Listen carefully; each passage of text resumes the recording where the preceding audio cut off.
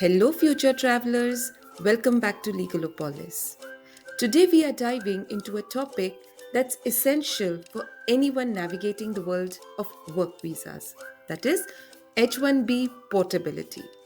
Whether you are already in the United States or considering a move for work, understanding H1B portability can make all the difference, especially if you are in the tech industry or beyond. In this video, we are breaking down everything you need to know about H1B portability. Stay tuned and let's get started. First of all, what is H1B visa portability? Now, as per United States Department of Labor, portability in the context of H1B visa refers to the provision that allows an H1B visa holder to change employers within the United States without losing their legal status. This provision enables H1B workers to transition to a new job with a different employer while maintaining their authorized stay in the United States. Now, friends, for an H1B worker to take advantage of portability, number one, the new employer must file a non-frivolous petition for a non-immigrant worker, that is Form I-129, on behalf of the H1B worker.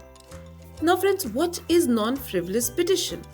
A non-frivolous petition is a petition that is not frivolous, that is without merit.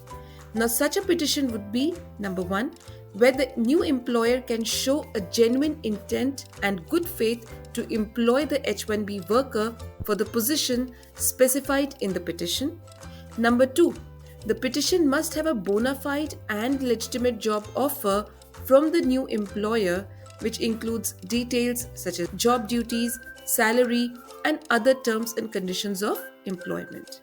Number three, the petition complies with all relevant immigration laws and regulations, including the eligibility criteria for H1B visa holder.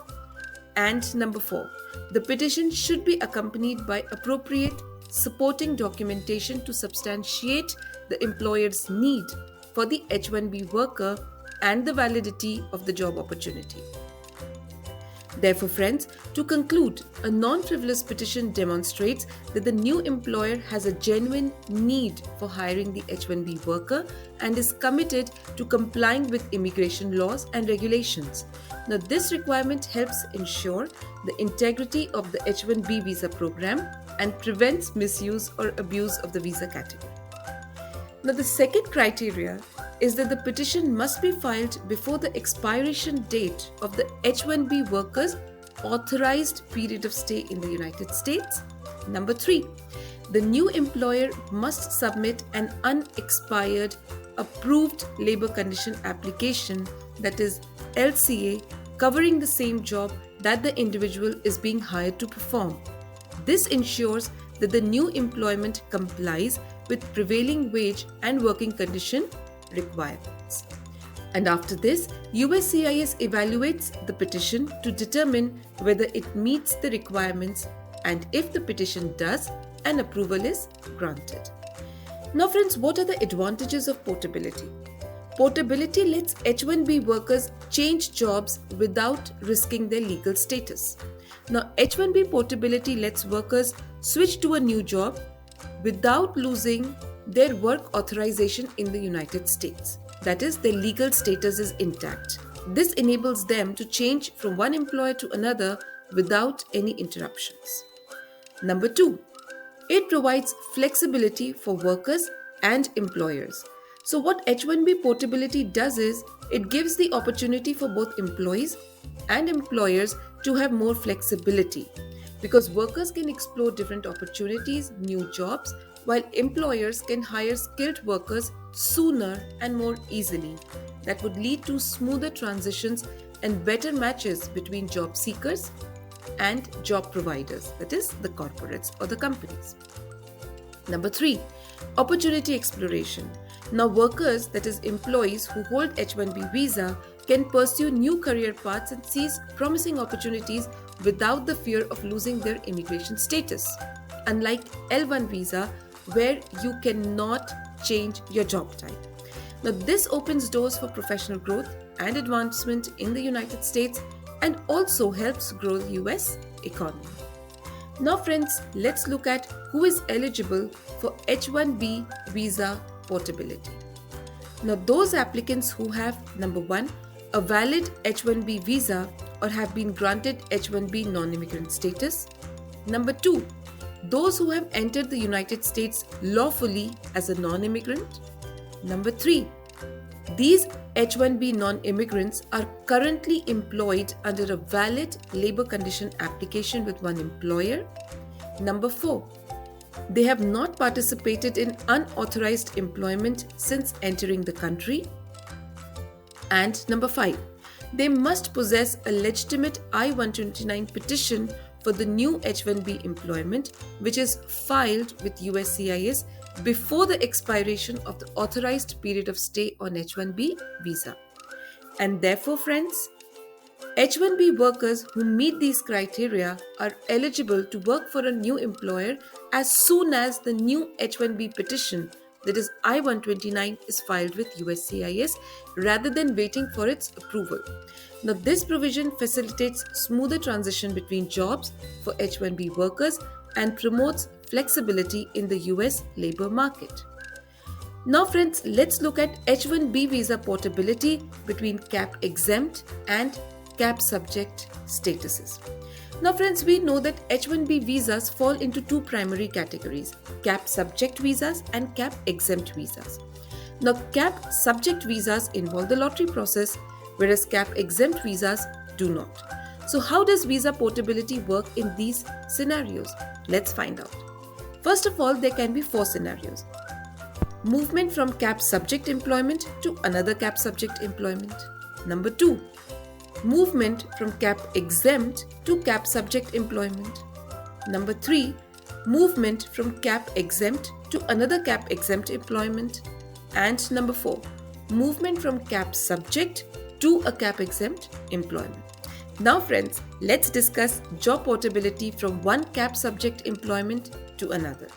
Now portability allows an H-1B worker in the United States with a valid labor condition application, that is LCA, from one employer to switch to a new employer even before the new petition is approved by USCIS. So the worker can start working for the new employer once they file a petition on their behalf. So this is how it works. The new employer must file a genuine petition for the worker's employment before their current authorized stay ends. The new employer must include an approved LCA covering the same job the worker will be doing. Now friends, there are 3 scenarios. If the petition, that is Form I-129, is approved, the worker can continue to work for the new employer for the duration specified in the new petition. If the new petition is denied by USCIS, the worker can still work for the previous employer if their previous authorization is still valid. However, the authorization to work for the new employer ends after the USCIS denies the petition. And number 3, if the worker loses their job, they have up to 60 days or until the authorized period ends, whichever is shorter, to find new employment, change status, or leave the country. Now friends, let's explore the job portability from CAP exempt to CAP subject employment. Now, if an employee wishes to transfer from a CAP exempt position, such as at a university or a non-profit, to a CAP subject job, the new employer's H-1B petition will be subject to H-1B CAP. This means that the new employer must submit an electronic registration during the registration period, which is in March most of the times. Subsequently, they must undergo the entire H-1B CAP process, including the lottery. If selected in the lottery, the new employer can then proceed with filing the petition on employee's behalf. Friends, I've created a detailed video outlining the process for applying for an H-1B visa CAP and the lottery process. Do check it out, it'll prove out to be very helpful. So friends, during this transition, the H-1B visa holder can maintain concurrent employment in both CAP exempt and CAP subject positions as long as they continue to fulfill their duties in the CAP exempt role. However, they can only begin working for the CAP subject employer once the new employer's H-1B petition is filed and if selected, approved by USCIS. And we come to the third scenario. When an employee moves from one cap exempt job to another cap exempt job, they can file an H1B transfer at any time and begin the new job once the transfer filing is done. And the last one, when a cap subject worker takes up a cap exempt job, right? So, for example, if somebody is working in an IT industry and moves on to work with a university or a non-profit, then the new job isn't restricted by the H1B cap, and therefore the foreign worker can file the H1B transfer whenever they choose. So friends, this encapsulates everything you need to know about H1B visa portability. H1B visa portability opens up new opportunities for skilled workers to transition between employers within the United States. And I wish you all the very best for the same. If you found this video helpful, please like, share and subscribe to my channel. Thank you for watching and best of luck with your upcoming visa journey. Until next time, safe travels!